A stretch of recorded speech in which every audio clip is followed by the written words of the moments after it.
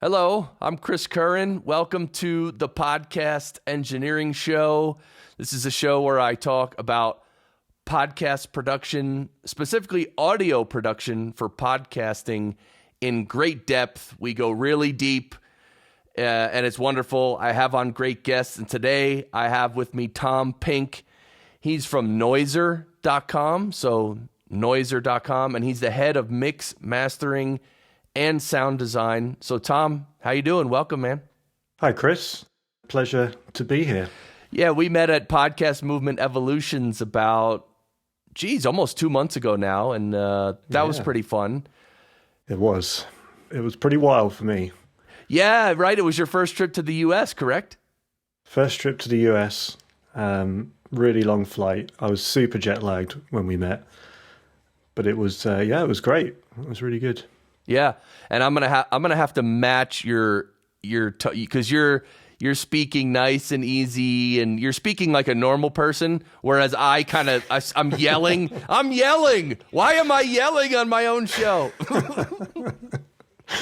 I think you sound great. You've got that early morning, low, powerful early morning voice happening. That's right. Oh yeah, it's actually starting to go away, but let me get real close. Oh yeah, this is this. Yeah, baby. Oh, I don't even have the Barry clip set up. So let's talk about what you're doing over there. I know Noiser.com is you guys produce a lot of shows, and obviously I'll put the link below. Everyone can go there and check out the shows. Some really awesome looking shows. I haven't listened to many myself, but I mean, you're the head of mix, mastering, and sound design. So what are you actually doing every day, Tom Pink? Well, I could just talk a little bit about Noiser first. We're primarily a history podcast company, and we both produce our own podcasts that we write and edit and put out ourselves, and we also make podcasts for other people, such as Parcast. And we started it 3 years ago, me and 3 other friends, as something that just happened to coincide with lockdown. Pascal, the CEO, was from a TV background, and he had the idea of taking some of the interviews he had that were on the edit room floor, so to speak, and turning them into a podcast. So he just reached out to a few friends who could do the various jobs, and I was a freelance sound designer, composer, musician for a long time before doing podcasts full time. So we sort of built it up from there, and now we've got a large team, and it's grown, and we've got a real solid listener base, and it's been amazing. It's been 3 years of constant change and adaptation, and it's gone from 4 of us to 40 odd people. Wow. Yeah, it's been nuts. So my role has always been to, in essence, just finish the episode. So I came in when the shows were written, they were laid out on a timeline. We had music written for it. They just needed some sound design and then to be sort of pulled together and got pushed out the door. So I started off doing the sound design, and then I was like, well, I'll mix it as well. And I was like, well, I'll master it as well. And then did the uploading, and then that became kind of what I did. So now I'm sort of overseeing. We've got a team there's 10 of us in the audio team, we call ourselves. So I'm overseeing the other editors we have and trying to almost franchise out the template that seemed to work well back in 2020 with the way we made the first couple of shows. So showing people my approach to doing sound design, mixing, mastering, and then also what we've started calling, it's hard to describe, but like the show craft, like taking the voiceover, the music and the sound design and really making them work together, making all the elements really pop, so you're really telling the story as best you can. That's a huge part of it, and a very, very difficult thing to... So yes, I'm overseeing... Sorry, what did you call that piece of it just now?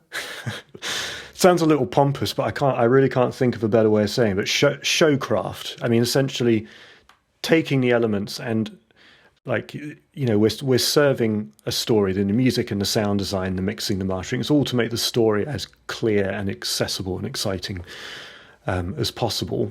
And so a big part of that for me is taking the music and sound design and just working them as well as you can, like timing it with the voiceover, timing the sound effect and music so they're working together, making the appropriate sound and music happen at the right time so that, you're hitting all the narrative beats. And so people who are listening don't have to work hard to understand and feel the story. They don't have to, they're not trying to. The worst case scenario for me would be a show that's you can't quite hear what's going on, so you're working really hard to hear the words. The music isn't appropriate, doesn't fit the drama, isn't the right level, and the sound effects are just comical at best. So we're trying to achieve the exact opposite of all of those. Right. No, that makes sense because I like the fact that you just said basically you don't want the listener to have to work hard to hear things, so you're just crafting it. That's why I think that's a good name, showcraft, right? I mean, I'm sure there are better terms available. Yeah, but it the timing and the presentation and also the mix, I'm sure, is involved in that too, because things have to be the right volume. So I like that. Yeah, it should be just as easy to understand and access as possible. The music and sound design should be very clear signposts as to what the listener is supposed to be feeling at that point. If they're not, then they're not working. And the same with the VO, like it just has to be really pleasant to listen to. You should be able to listen to it for 50 minutes, in a car, on a plane, on really good headphones. It should be available to listen to and understand in all environments to the best of our ability. Yeah, and it's so funny, the timing of elements in an episode, the timing of like even the space between when sometimes you'll finish a paragraph and you'll just you have to let the episode breathe a little, maybe 6 or 7, 8 seconds of silence where the music comes down. Like the timing of everything is so critical. It's so critical. What you just described, I when I'm talking about this kind of stuff with the editors, I call it free drama. You insert silence after something particularly hard-hitting or emotional. You put a bit of silence after it. You've just created drama through no extra work other than inserting silence. Free drama, and it's so often overlooked. But yeah, like you say, just a bit of space, and suddenly the thing that came before that space or the thing that comes afterward has new impact and new impetus. So it's a very valuable tool. Yeah, that's almost like, I think I don't know if it's the same in songwriting. I've been getting into songwriting for about the past year. And yeah, sometimes like when you say something profound, or if you say a quote, even if you're giving a speech, let's say, if you say something profound, that's what they teach public speakers too, is you say something profound, you just let it hang in the air for a little bit. So, because then people, the audience gets to take a breath, and then they're even if I don't know why, but they're sort of reflect on that thing that just happened a few seconds ago. I call it tying the bow on the last section. If you don't have little bits of silence at the end of what would be a paragraph or a chapter in a book, the audience won't have time to collect all the information they've just heard and put it all neatly together and think, okay, that was the point of that bit, and now we're moving on to here. If it's just a continuous flow of information, or if things come in too quickly after a chapter ending or a paragraph ending, you don't have time to tie the bow on that last bit. And, you're starting to work hard to understand what's going on, because mentally you just don't have time to hear the structure of the story you're being told. Yeah, this is fascinating stuff. Sound design is probably the area of audio production that I've done the least of. Mm-hmm. And I'm actually looking to get into a certain new type of sound design-ish thing, which I'm not ready to talk about yet because it's possible I might be launching a new podcast discussing it. Whoa, teasing us. But sound design is so, like, And like I was talking to my wife about it, and I said, yeah, I don't know, because, when we go on walks, you just talk about stuff with your spouse. And I don't know why I was talking about sound design. And she's like, oh, but you're an audio engineer. You can do that. And I said, I know I can do it, but like being good at it is different than being able to do it, right? Like this is the mistake amateur podcast editors and producers make.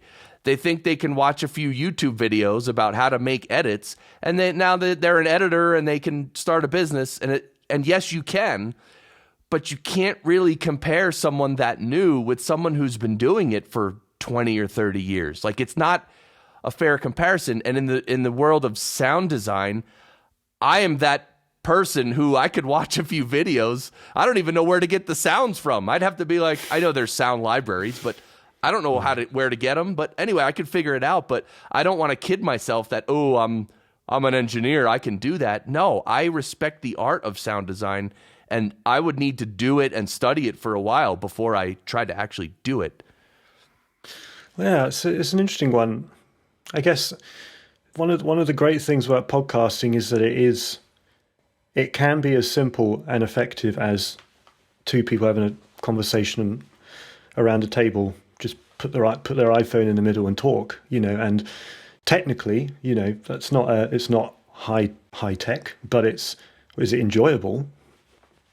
Could well be. And right. A lot of really great podcasts start that way. And, the technical aspect isn't as important. I think with sound design, there are very, very, I don't want to say simple, but you can set a scene very easily with an ambience, and it can, I think the best thing sound design can do is actually take lines out of a script. You're actually setting a scene and telling a story just with a few sound cues, and that really can be simple.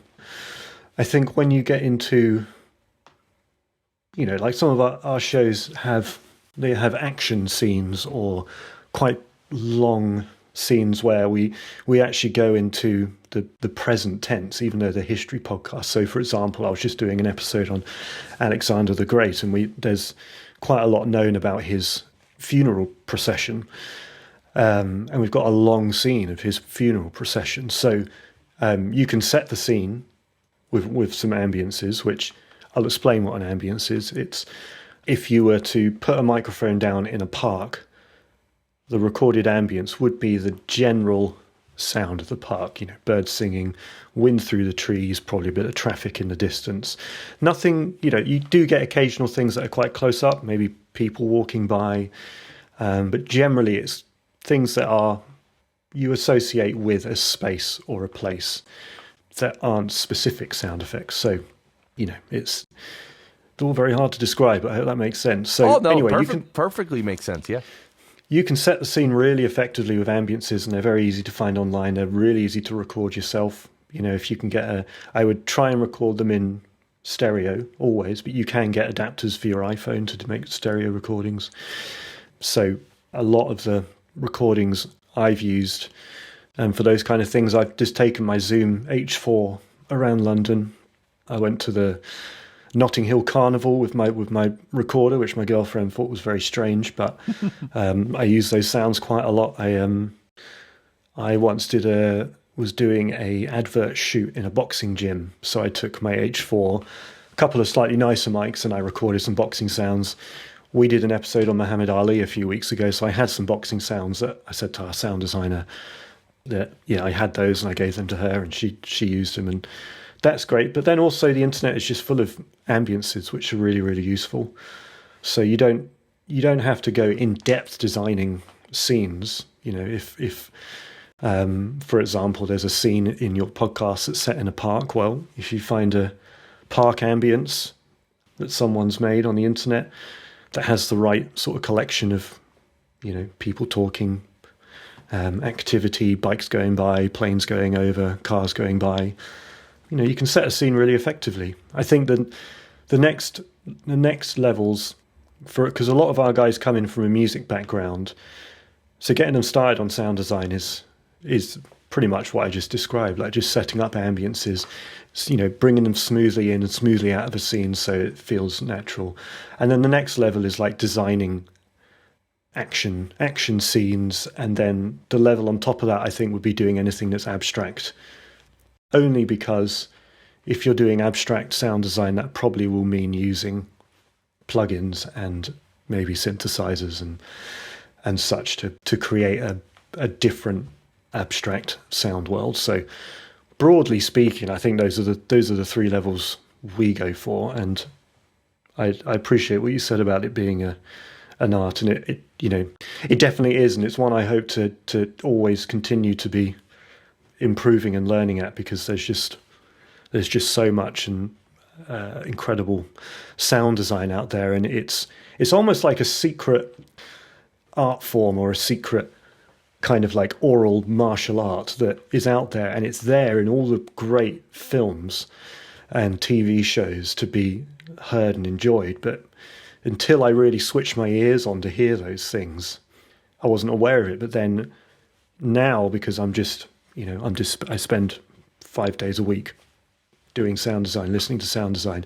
When I'm watching a film like Dune that came out, 2021, I'm just like having the best time of my life listening to it. It's just a complete feast. Just anything by classic sound designers like Ben Burtt and Gary Rydstrom and Walter Murch. Any of the films they've worked on, like, Star Wars, Terminator 2, and Walter Murch's Apocalypse Now. There's just so much amazing art embedded in those films that isn't that obvious on the surface because they work so well, but it's all there. So I think it's both accessible, but also like learning an instrument or right, learning to write. It's something you can always be getting inspired by and working towards new goals and new exciting things. Right. Yeah, and good sound design, like good audio production in general, is not supposed to be heard by the audience. Meaning the audience isn't... You're not expecting the audience to sit there and say, "Oh, I love where he put that sound effect on the right side over there. Oh, that was nice." Mm-hmm. No, you want them to watch the movie and enjoy. Like, they should never think about audio for the entire movie. It should be that, you don't notice it, and then if you took it away, you definitely would notice it. It's no, you're totally right. It's that's why it's very hidden, I think. But that almost makes it more brilliant to me, because it is there. I mean, 95% of the sound on films is put back in. Not hardly any Foley or sounds that the actors are actually making are taken from the set. They're put in afterwards by people who are incredibly skilled at what they do, and they won't just be recreating what's there. They'll actually be making more out of it. Taking sounds and making connections that you just couldn't do in everyday life, and making scenes feel bigger and more exciting. And so I just love it. I just love it. So I have a question. So it's a little more on the mundane side, but it might be even more applicable to our listeners, because most people who are creating podcasts or editing podcasts or producing podcasts are not doing any sound design, right? It's normally just a conversation between people, which is great. And obviously you can produce that audio really well too. That's the point. But in terms of an episode, I'm curious about the beginning of an episode, because you're doing history episodes, so it goes from episode to episode, and there's that. But like in the beginning of an episode, like, where do you start? Do you somehow try to make a big entrance and get people's attention, and then what does the beginning look like? I'm just so curious. No, it's interesting. Yeah, the beginning is, in a lot of ways, the most important part of the podcasts, I think, especially when you're doing history, because there are going to be some. So one of our popular shows is called A Short History Of, and it has a different topic every week. So like the episode I was working on, Alexander the Great, short history of Alexander the Great. That's just one episode that will come out next week. And the week before it was a short history of the Blitz. A week before that it We've had a short history of the gladiators, so just very different topics. But we start every week the same, with a scene that's set using the present tense. So for the gladiators episode, the narrator will say, "We are in Rome in such and such BC, in the gladiatorial arena," for example. And there may be a few episodes that people had a pre-existing interest in. It might be like you wanted to know the history of the Hindenburg disaster or something. Maybe you're an aviation fan, or we've got an episode coming on Thomas Edison. Maybe someone's a fan of Thomas Edison, or they're an inventor. But generally, it's not going to be stuff that you every week or that you would seek out. So we've got to make it so that even if you never really wanted to hear a podcast do a deep dive of the life of Henry VIII, for example, the first 5 minutes need to make you want to listen to the next 50 minutes of us talking about Henry VIII. So it's a hard sell for that reason. It's not like we're doing a current affairs show where there are topics in the world today we all want to know more about, and so most people will have sought a podcast that has the topic of climate change or politics or something, and they'll be interested in the subject before they come to it. We have to make people interested in the subject, but in the first 5 minutes. So, sorry, this is a very long explanation. I apologize. No, this is good. I love it. So I always say to our team that the first 5 minutes, or however long it is until we get to the title music and the title of the show, is really, really important. So make it as exciting, as immersive as is appropriate. If it's, some of the topics just aren't action-packed, by their nature. They're just, it might just be some people talking in a room or signing a piece of paper or whatever it might be. But right. Still there's drama there, which we can use sound and music to heighten. So we try and fill the first 5 minutes with as much sort of appropriate music and sound design. And the key thing is trying to supplement and add color to what the listener will be seeing in their mind's eye. So if you're creating a scene, it's the kind of beauty and the pain of it is that it's all in our imagination. So we're trying to augment something that is, we're not seeing these events. We aren't actually at these events. And it sounds obvious, but from my point of view, when I started doing podcasts, and Pascal Hughes, who's the CEO, was talking about what he wanted. He wanted gunfights. He wanted bombs going off. Our first series, Real Narcos, was about narco-terrorists, Pablo Escobar and El Chapo and the like. And I just said, I don't think we should have sound design, because it's going to be really hard to make it sound in any way immersive and convincing, because we're not seeing this action unfold. You're trying to convince people that what they're hearing is in any way related or to what's being spoken about and is in any way believable. I mean, it's really hard on paper, or at least it is to me. But he insisted, no, I think we should try having gunfights and stuff where it comes up, and where they chase down criminals on foot and have car chases. Let's put it in. Let's try and make it a real sort of roller coaster ride. And actually, I think what I found is that because we're doing stuff like present tense scenes in the past, that history requires imagination and extrapolating what you're hearing, the words you're hearing, and creating a scene in your mind. So what we're trying to do is, like I said, add color, supplement that, make it feel much more tangible. And that's really, really good fun, but also a really tough sell. There's a lot of things you got to convince people that aren't just you dragging and dropping samples on a computer, but are actually in some way, shape, or fashion happening in a real life drama. It's really, really hard, but that's the job. Right. And that's what I was just thinking too. Like, either I was almost thinking, and tell me if this is true, I was thinking that either you should do no sound design, or if you are going to do it, then you have to do it really well. Like, I don't think is there any middle ground there? I don't know.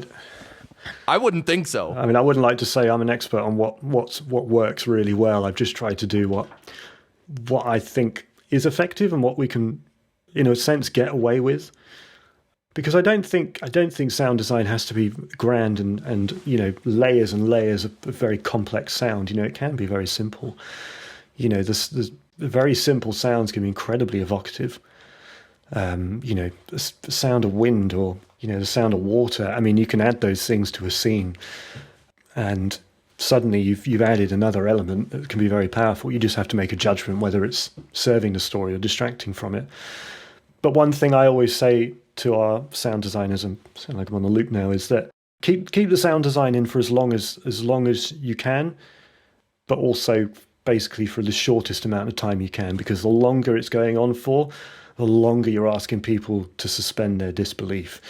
And I feel like there's a real point, if you're hearing a gunfight, like in these episodes of Real Narcos, a gunfight between DEA agents and Colombian drug cartel, I'd rather work on a really, really good sounding 20 seconds as opposed to trying to stretch it out for a minute, when then, you're asking a lot of people. You're asking a lot for that to feel believable after that amount of time. And also, again, serving the story doesn't mean having stuff all the time. It means just giving people elements and clues and colours as to what's occurring in their mind's eye. So often what's most effective is bringing in sound design. And then as soon as a scene has been established, we've got a sort of context for where they are, to start taking it out again. Because then what you do is to bring the focus back to the characters, and you're not leaving the listener having their attention being competed for by these different elements: music, sound design, and someone speaking. Sometimes even just adding sound design just in between sections or sentences, just a little bit of color, like a little sound, can be enough just to add to the picture in someone's mind eye, and then you take it out again. So you don't have all these elements just sitting on top of each other. They kind of serve a purpose, and then you bring it back to the characters, if that makes sense. Yeah, but that seems like such a delicate balance and mix, and so that is that's what I was talking about when it takes experience, because knowing when to do little things like that is like it would take people like me a while to learn that. I think so. I think the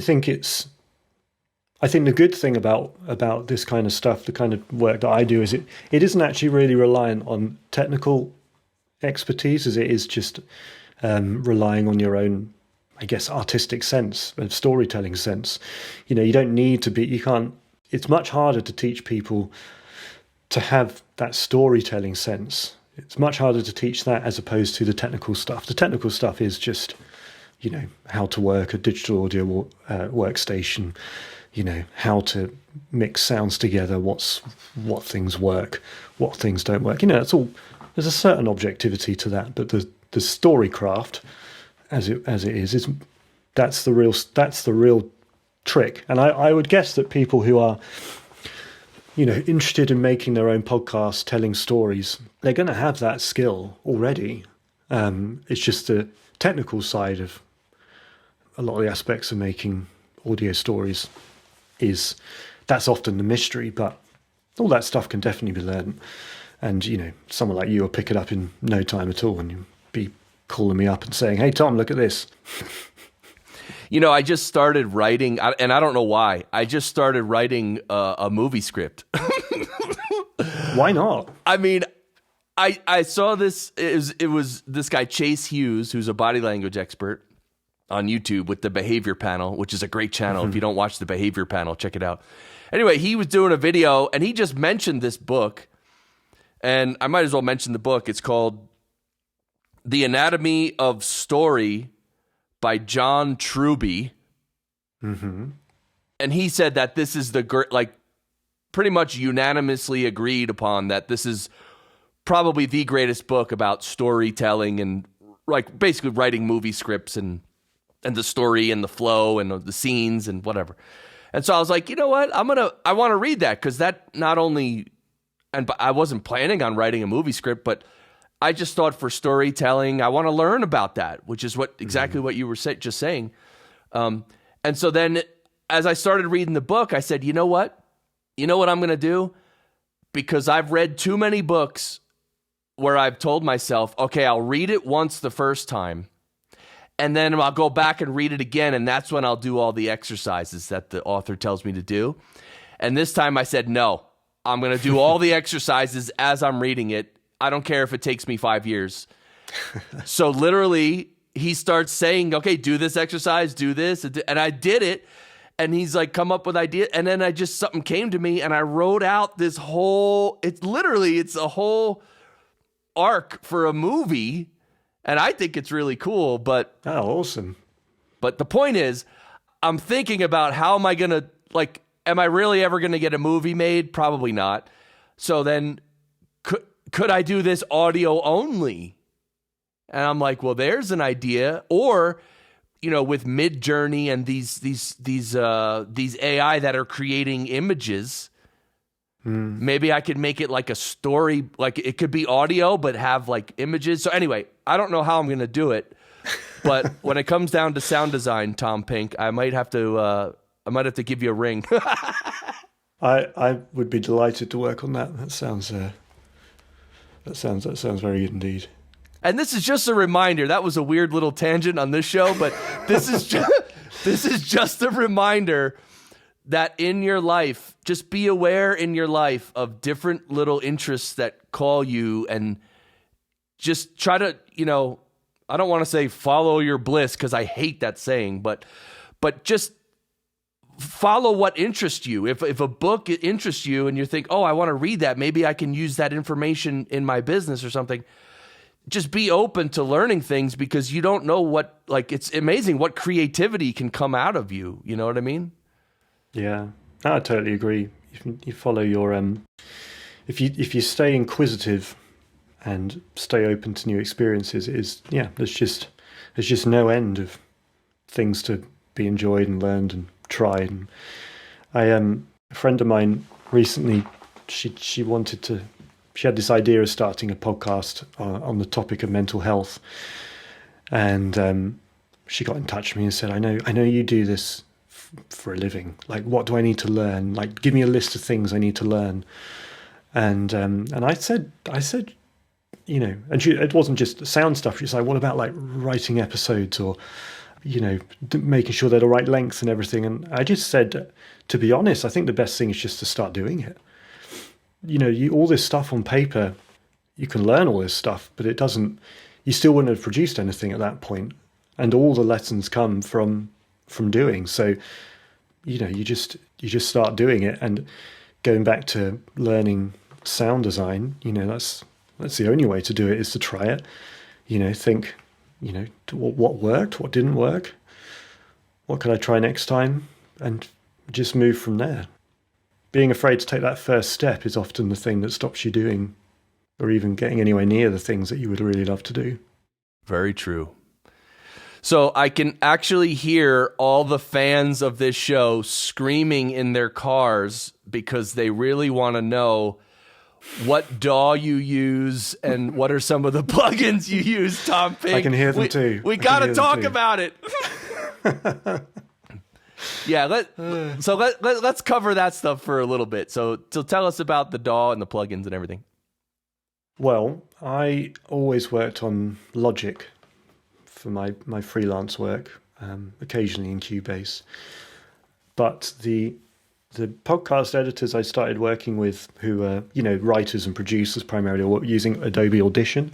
So now we all use Adobe Audition. That's why I use it on a daily basis, and it has its strengths and weaknesses, but we're getting the job done. So Adobe Audition, I think the benefits are that if you are a writer or a producer, it's made in a way it lends itself to voice-led productions, as opposed to something like Logic or Pro Tools, which are more music orientated.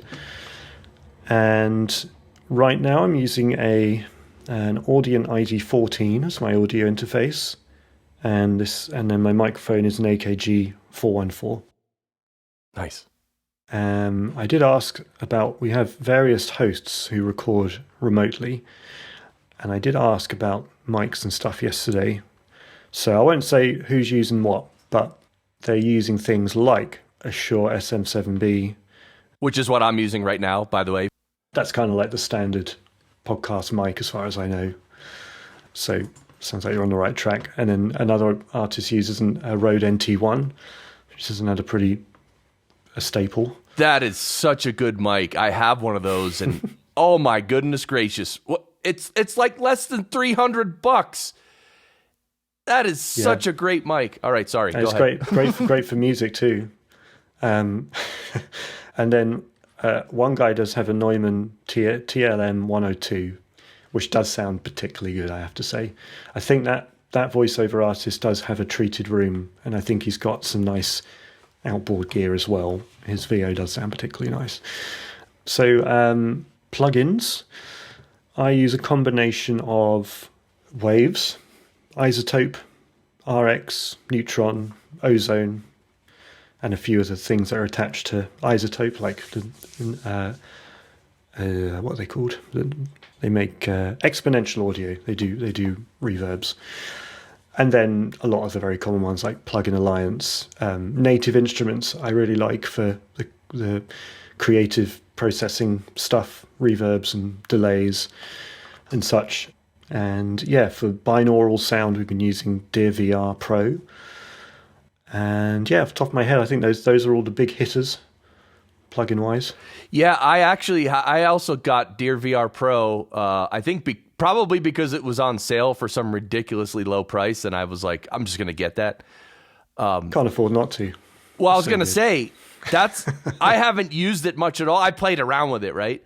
But that is a plugin where you can basically place things in a 3D space, right? Right. So it's a binaural panner, and to my understanding, binaural sound is recreating the physical characteristics that we experience sound in our ears.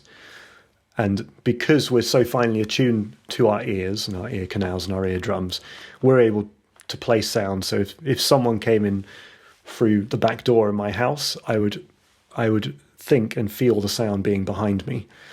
And a binaural panner is able to take the same kind of relationships that we use in our ear to interpret sounds and actually put that onto audio. So the long and short of it is you can move a sound around your head in a very, very convincing three-dimensional way, and to a certain extent above and below. So the implications for sound design and music as well it's just so cool. It's just so freaking cool. Yeah, it's actually really next level. And by the way, that ties into the possible new show that might be coming. Ooh. But yeah, so that's like next level audio production, right? I'm a little Flemmy too. Like the whole idea of stereo is great, but like this whole idea of like 3D audio or we're still at the beginning of it pretty much, especially with listening back on headphones. But this is a technology, especially as VR and virtual reality and AR, augmented reality, like people playing video games, the sound's got to be all around them. So this is up and coming. It's really just so exciting.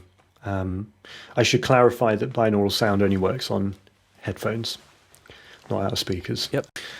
But yeah, I mean, I just think about what movies will be like in the future, whether you're in like a virtual reality version of whatever is the taxi driver of the 21st century or 22nd century, and the story is told by things happening around you, not just in front of you in a postbox sized shape. It's and a scene, you could be alerted to something in the film by hearing it and turning around and looking at it.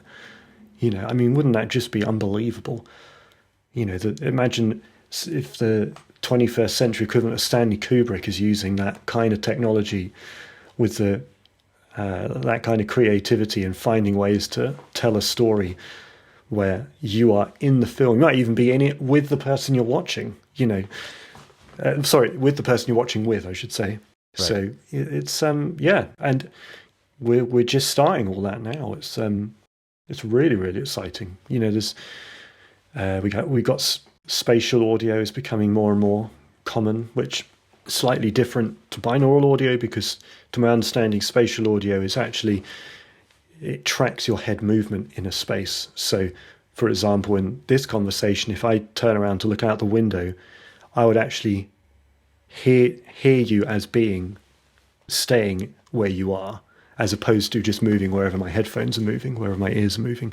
I would actually perceive you as being at a fixed point in the room I'm in, which is that's not something I think we can branch out into yet, or certainly I have not got my head around it. But the binaural sound can work really well just in a stereo file, which is what currently podcasts are being dealt out in. So we're looking into that, and we've been sort of working it into our current weekly shows, but we're starting a show on survival soon, interviewing people who've got out of real survival situations, like plane crashes and being stuck at sea for months, that kind of thing. And our goal is to create 3D immersive scenes that play out for much longer than we've been able to get away with on our other podcasts, so that it could start with someone, say, in a boat, and you hear the sounds around you in a very three-dimensional sense, and maybe you hear a plane going over you, that kind of thing. And as I said before, the real goal with that would be to take lines out of the script. You don't need the narrator to say a plane is going over, because you don't just hear it, but you feel like you're actually experiencing it in a 3D space. It's going over your head. It's a pretty lofty goal, but got to aim high.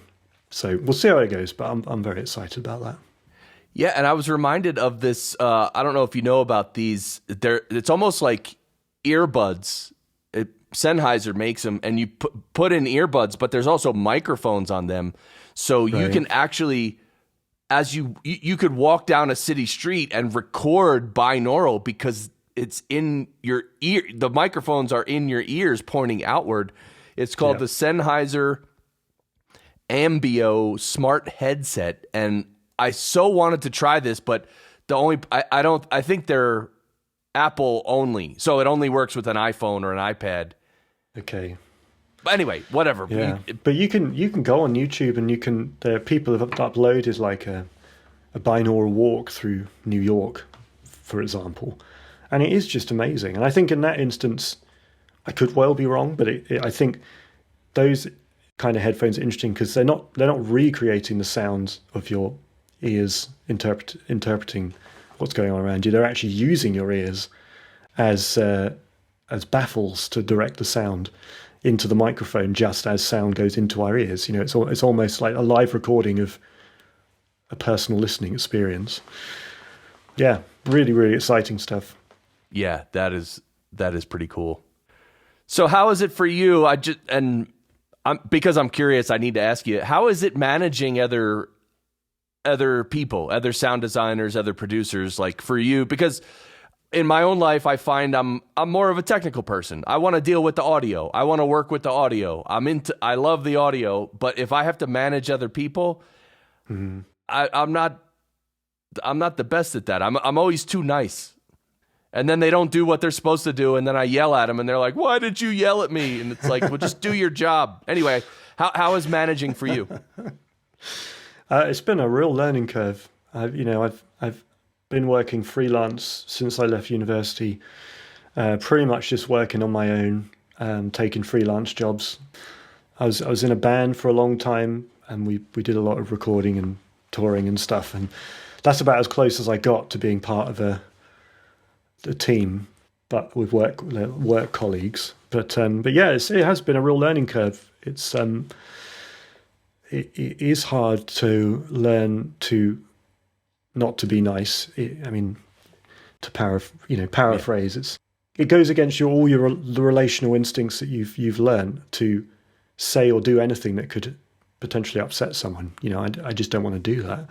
But actually, part of the steep learning curve of managing people is that sometimes you got to say something and it is difficult, but you are saving yourself from having more problems later on. And it's been difficult for me just learning that to assert myself in creating a style and a brand standard. I've never had to do that before. So I've had to learn basically how to tell other people to do things the way I would like it to be done. All I'm basing that on is the fact that the first couple of podcasts we did had some success. But it still feels very odd to then say to people, right, now do it the same way I did it, because that's, again, it goes against your relational instincts. It feels very very pompous and self-centered to be like, I can see what you've done here, but it's not how I would do it. Yeah, it's difficult. It's difficult. It's really hard. But I think we are running a company, and now we do provide for people's income. So at the end of the day, we got to make decisions that benefit everyone. If that means having a tough conversation with someone, then you just got to do it. But on the whole, I don't have to have very many tough conversations at all. I mean, it's everyone is.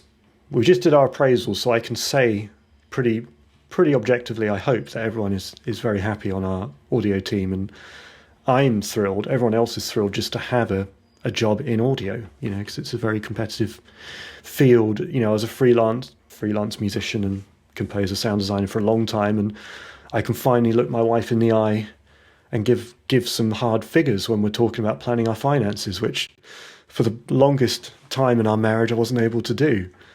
So I'm very thankful for that. And so, we've got to do what we believe works, what will be successful, what will keep the company going, and that does help as well. Make it easier just to be like, okay, we found a way of doing it. Let's stick to that. And then it's great. The people I work with are awesome, and they're all really, really into audio. I can chat about all these nerdy things that I've got my head in all day. It's really nice to be with a group of people who are into it too, that want to tell stories. Then a lot of them are from a music background, and it's it's just a really cool thing, but not without its difficulties. But it feels really nice to be collaborating with people and doing something that has success, to be honest, because me and Ollie, who's the head of audio, who was in the band with me, we basically just had failure for year after year after year for years. I mean, it was just so disheartening, but that's the life of trying to make it in music. Just so used to things just not going well. So to be involved in something that is working and we're able to make a living from it, it just feels like such a blessing. And so we want to protect that, keep that going, and we want to keep building, so that that keeps a drive there to also lead well, and treat people fairly, which doesn't always mean being super nice. Right. But it's a learning curve for sure. Yeah, no, I appreciate those words, especially the gratitude part. I mean, we all have so much to be grateful for. But in terms of managing others, and even in terms of personal relationships, I think a person's heart comes through. Now, that doesn't mean the other person can feel that, because a lot of people can't feel that. But you, obviously, your heart is in what you're doing. You want the best for the projects you're working on, and you also want the best for the people that you're working with.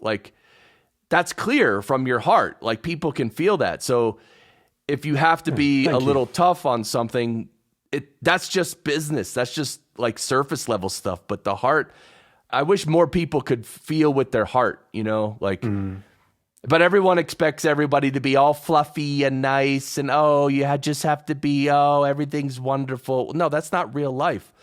But that doesn't mean that our hearts can't be in the right place, right? Because you could tell when someone's heart is in the right place, and you could tell people when their heart is not in the right place, right? For sure. I mean, if someone's heart isn't in it, and it's very clear. But most people, really, really enthusiastic. I think the other aspect of what we've learned is learning to manage people, learning to be a team is that much more complicated when you're lifelong friends with the people you're doing it with. And that's quite common, I think. A lot of podcast companies come out of, friendship groups, or people have a shared idea. And it's it's a real double-edged sword working with your best friends, because it's, the things you would have in place if you're in a business relationship, you don't do with friends because you don't need to, because you trust them implicitly. But then somewhere down the line, someone's expectations aren't going to be met. Someone feels like they're being taken for granted, and it's just rife for ill feeling and conflict. And it's a very hard thing to do. But I think the most important thing when you're starting anything collaborative is just to only have people who share the culture that you would like to have.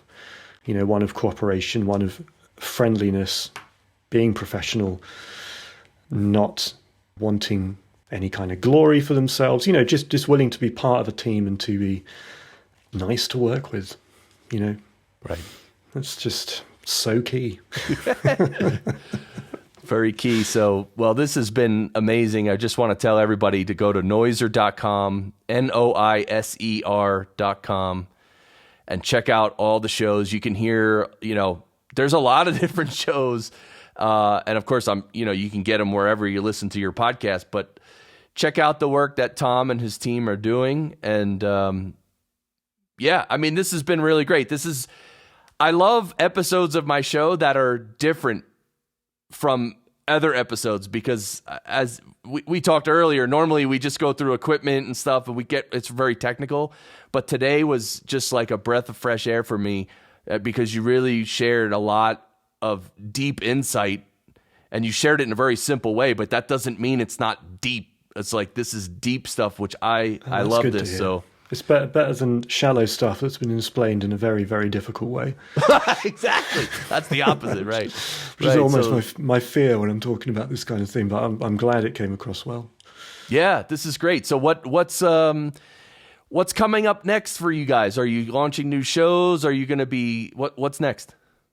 Well, like I said, we got a survival show that will be out this summer. So we're really excited developing that. We're going to try and push the boat out with music and sound design. And we just launched a new show called Detectives Don't Sleep, which is a true crime, true detective show. So if there is a show I could give a shout out to and ask people to go and leave a review, a 5-star review and stuff, that would be the one. That would really help us out.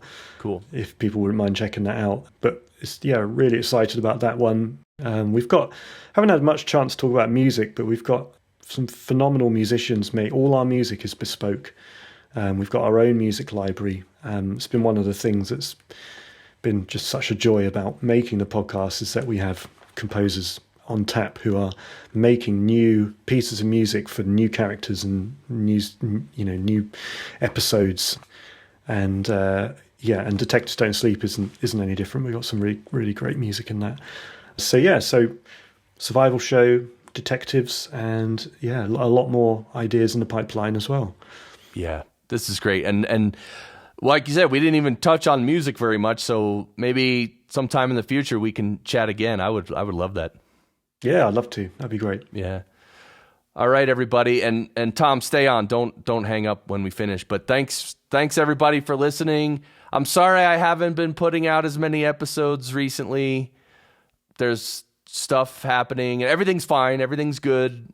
And I hope everything's good with you too. As always, if you guys listening if you ever need help with your production, or if you ever have questions, just contact me through the website, podcastengineeringschool.com. There's a contact menu item. Just send me a note. You can even just send me a note and, roast me or something. Just do something funny. Anyway, it's always nice to hear from you guys. Thanks for listening, and we'll see you in the next one.